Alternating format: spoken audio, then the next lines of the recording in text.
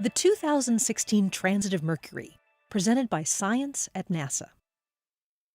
Solar scientists are accustomed to seeing spots on the Sun, irregular islands of magnetism that sometimes erupt, producing strong solar flares. On May 9, 2016, they will see a spot of a very different kind, a dark circle moving across the solar disk. This spot is no ordinary sunspot.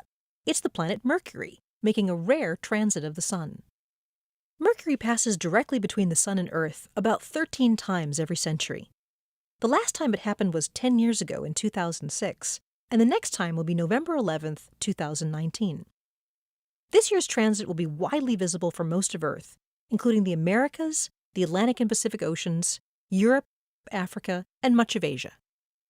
In the USA, it begins on the morning of Monday, May 9th, around 7:15 a.m. Eastern Daylight Time. This means it begins before sunrise on the West Coast, but that's no problem. The transit lasts for more than 7 hours, so Mercury will still be gliding across the solar disk when the Sun comes up over places like California and Alaska. Everyone in the USA can experience the event.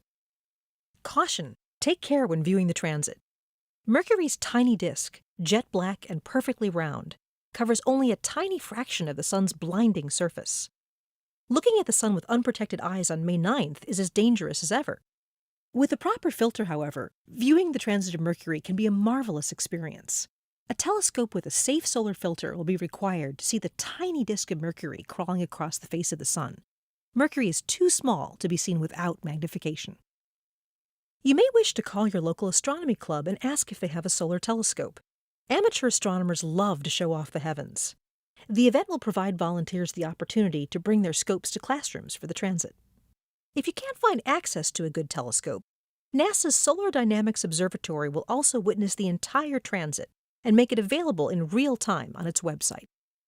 NASA scientist Rosemary Killen and colleagues plan to use the transit to study Mercury's ultra-thin atmosphere, or exosphere. The atoms in Mercury's exosphere come from the surface of Mercury itself. They are blasted into space by solar radiation, solar wind bombardment, and meteoroids. This gives Mercury a comet-like tail, stretched out as long as 1.2 million miles. You cannot see this tail during the transit, however. Killen says, when Mercury is in front of the Sun, we can study the exosphere close to the planet. Sodium in the exosphere absorbs and re-emits a yellow-orange color from sunlight, and by measuring that absorption, we can learn about the density of gas there. She says, we will be observing the transit from the National Solar Observatory, or NSO, in Sunspot, New Mexico. Killen, Carl Schmidt of LATMOS at the French National Research Agency, and Kevin Reardon of the NSO will be on site making observations. The transit of Mercury offers something to professional astronomers and backyard skywatchers alike, from scientific discovery to simple wonder. Mark your calendar for May 9th and enjoy the show. For more news about rare events in the heavens, stay tuned to science.nasa.gov.